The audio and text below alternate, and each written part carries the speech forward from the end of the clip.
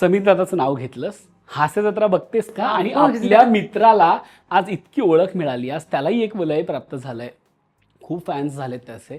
कसं वाटतं आपल्या मित्राकडे बघून? का? कारण की आता तो हास्य जत्रेत आहे आणि फू बाय फू मध्ये तुमच्या दोघांची पेअर होती.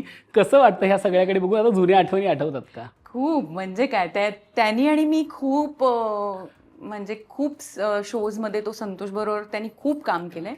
त्यामुळे मी तर यदाकदाचित पासून त्याच्याबरोबर आहे. त्याच्याही आधीपासून संतोष आणि तो एकमेकांबरोबर काम करायचे आणि मी खूप माझं करिअर त्याच्याबरोबर माझा सहकलाकार होता तो. आणि मला त्याचा एक माणूस म्हणून तर तो खूप आवडतो आणि माझ्याबरोबर त्याचं ट्युनिंग खूप खूप चांगलं आहे, टचवूड. आणि त्याच्या बायकोबरोबरही, कविताबरोबरही माझं ट्युनिंग खूप चांगलं आहे. आणि आज तो एवढा मोठा कलाकार झाला आहे, त्याचं स्वतःचं ते एकपात्री करतो, ते सुद्धा खूप चांगलं चाललं आहे. आणि परदेशात लोक त्याच्यावर फिदा असतात. माझे नातेवाईक आहेत, माझ्या म्हणजे माझ्या फॅमिलीमधली लोक आहेत की जे म्हणतात की समीर, अरे तो तुझ्याकडे यायचा, म्हणजे त्यांना असं वाटतं आता किती मोठा झाला आहे. आणि तर तसं आहे आणि ते मला खूप बरं वाटतं. मला स्वतःला त्याचं वलय बघून खूप बरं वाटतं.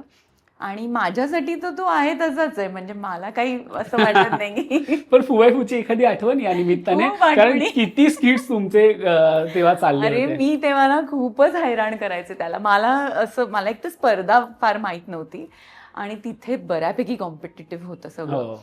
तर मी तर आधी गळपटूनच जायचे. मला असं व्हायचं की नाही, मला नाही येते, असं माझं चालू व्हायचं. आणि तो मला सारखा बकअप करायचा, किशाला का नाही करायचं, आपल्याला करायचं, असं करून. मग नंतर आम्ही एक दिवस आउटच झालो. मग माझ्यामुळे ना त्याचं नुकसान झालं तेव्हा. तर मला खूप तेव्हा लागलं होतं की यार मी ह्याची पार्टनर नसते, दुसरं कोणी असतं. तर तो मला म्हणायचा असं काही नाही आहे, तू छान केलं वगैरे. कविता पण मला म्हणायची. पण मला माहिती होतं की त्याच्यामध्ये खूप पोटेन्शियल आहे आणि त्याला ती स्पर्धेची आणि हे सगळं करून आलेला आहे तो. अगदी. खूप एकांकिकेत करून आलेला आहे आणि स्पर्धेचं त्याच्यामध्ये स्पिरिट आहे. त्याला पुढे कसं जायचं, he wants to do all that. आणि माझा आणि त्याचा स्वभाव भिन्न आहे. म्हणजे मी तेवढी कॉम्पिटेटिव्ह नाही, मी सगळी इझिली घेणारी आहे.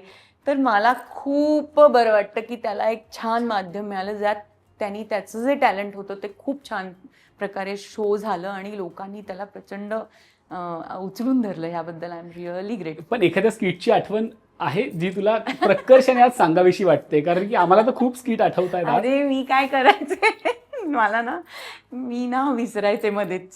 स्किट चालू असताना मध्येच मला विसरून जायचं तर पुढे काय आहे. तो एक स्किट आम्ही अगदी संपत आलं, म्हणजे आम्ही सगळं छान केलं आणि एका पॉइंटला मी विसरले आणि त्याला दिसतंय की मी विसरले आता. आणि मी माझ्या ह्याच्यातच आहे, मला माहीतच नाही की मला काय बोलायचं असं, मी माझ्या कॅरेक्टरमध्येच आहे. तर तो मला क्यू देतोय की आता हे तरी मी.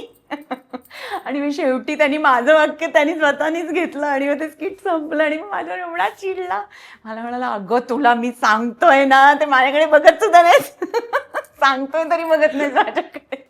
म्हटलं सॉरी रे सॉरी. मग एकदा काय झालं, आमच्याकडे ना नवरात्रीला देवी बसते इथे यादव पाटीलवाडीत, म्हणजे जिथे मी राहते. तर आमचं सोमवार मंगळवार असायचं. तर मी जाताना सांगून गेले देवीला, काय आम्हाला नेहमी 9 मार्क मिळायचे आउट ऑफ 10. मी म्हटलं काय कर, आज मला 10 दे, समीरसाठी मला 10 दे. आणि त्या दिवशी मला 10 मार्क मिळाले. मी समीरला म्हटलं, बाबा मी सुटले, तुला 10 एकदा मिळाले. अशा खूप गमती होते फूबाई फूच्या.